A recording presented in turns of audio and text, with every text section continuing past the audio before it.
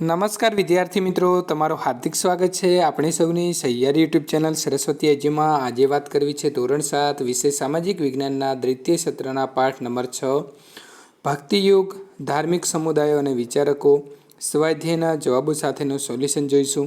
એ પહેલાં મિત્રો, ચેનલની અંદર પ્રથમ વખત આવ્યા છો તો ચેનલને સબસ્ક્રાઈબ જરૂરથી કરજો, અને જે તમારા મિત્રો ધોરણ 7ની અંદર અભ્યાસ કરી રહ્યા છે તેમના સુધી અમારો આ વિડીયો શેર કરવાનું ભૂલશો નહીં, જેથી કરીને તેઓ પણ આ જવાબો લખવાનો લાભ મેળવી શકે। હવે મિત્રો, આપણે સ્વાધ્યાય સોલ્યુશનની વાત કરવા જઈ રહ્યા છીએ।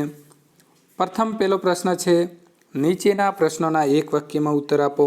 મિત્ર, એક વાક્યની અંદર તમારે જવાબ આપવાના છે।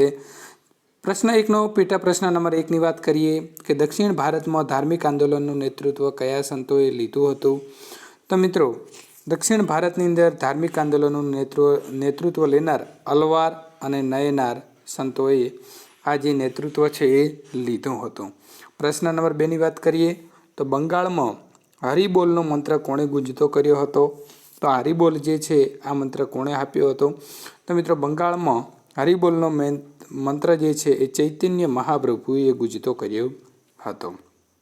ત્યારબાદ આગળ વાત કરીશું પ્રશ્ન નંબર 3, તુલસીદાસે કયા ગ્રંથની રચના કરી હતી?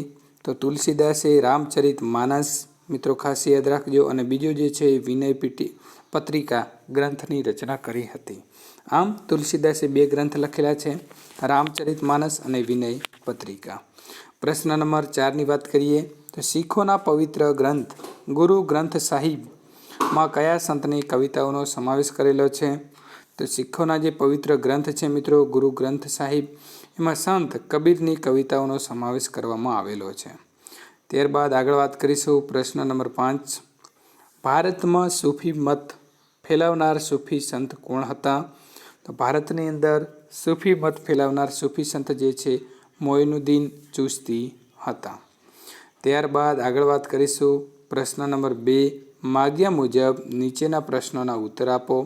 તો પ્રથમ આપણને અહીં ટૂંક નોંધ પૂછવામાં આવેલી છે કે ટૂંક નોંધ લખો સૂફી આંદોલન। તો આપણે પોઈન્ટ ટુ પોઈન્ટ નોંધ કરતા જઈશું મિત્રો। પ્રથમ છે, મધ્યકાળમાં ભારતમાં થયેલા ધાર્મિક આંદોલનમાં સૂફી આંદોલનનો સમાવેશ થાય છે। તો મિત્રો, આ જે આંદોલન છે એ મધ્યકાળમાં થયેલું છે। બીજું છે કે આ ધાર્મિક સામાજિક આંદોલનને હિન્દુ મુસ્લિમ સમન્વયનો જે જન્મ આપ્યો હતો। ત્રીજું છે, સૂફી શબ્દ એ ઇસ્લામના ધાર્મિક વિચારોને વ્યક્ત કરે છે। ત્યારબાદ તેનો મુખ્ય મત ઈશ્વર અને મનુષ્ય વચ્ચે પ્રેમનો સંબંધ સ્થાપિત કરવાનો છે। ત્યારબાદ આગળ વાત કરીશું ભારતમાં સૂફી મત ફેલાવનાર મુખ્ય 4 પરંપરાઓ હતી। એ 4 પરંપરાઓ જોઈએ તો ચિશ્તી, સુહરાવર્દી, કાદરી અને નક્શબંધી। તો આ મિત્રો એમની 4 મુખ્ય પરંપરાઓ હતી। ત્યારબાદ સૂફી આંદોલનમાં સુહરાવર્દી અને ચિશ્તી પરંપરાઓ ખૂબ જ લોકપ્રિય બની હતી। બગદાદના શિયાબુદ્દીન સુહરાવર્દીએ સુહરાવર્દી પરંપરાની સ્થાપના કરી હતી। મિત્રો, વાત કરીએ આગળ તો અજમેરની અંદર મોઇનુદ્દીન ચુસ્તીએ ચિશ્તી પરંપરાની સ્થાપના કરી હતી, જે આજે પણ કોમી એકતાનું ઉત્તમ ઉદાહરણ છે। તેમના મૃત્યુ બાદ તેઓ એક સૂફી સંત તરીકે બહુ જ ખ્યાતિ પામ્યા હતા।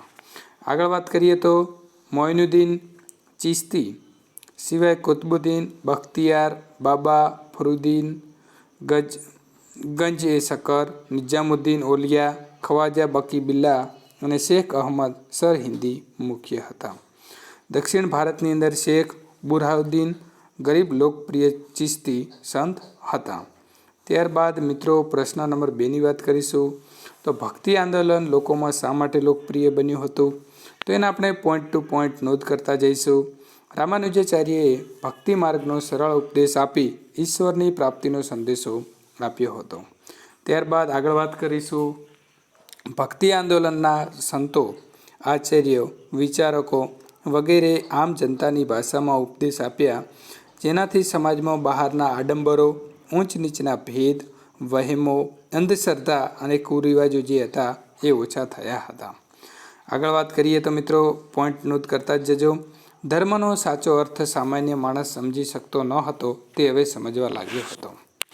ત્યારબાદ આગળ વાત કરીશું સાધુ સંતો અને ચિશ્તી સંતોના પ્રયત્નોથી ધર્મ વચ્ચેના ભેદભાવો ઓછા થયા હતા। કબીર જેવા સંતોના શિષ્યમાં હિન્દુ મુસ્લિમોનો સમાવેશ થતો હતો. આ ઉપરાંત આગળ વાત કરીએ તો આ આંદોલનની અસર ઊંચ નીચના ભેદભાવો ઓછા થયા. આ સમયે અનેક સંતો નાત જાત ભૂલીને દરેકને પોતાના શિષ્ય બનાવતા હતા. મીરાબાઈ, રૈદાસ, રસખાન વગેરે તેના ઉત્તમ ઉદાહરણો છે.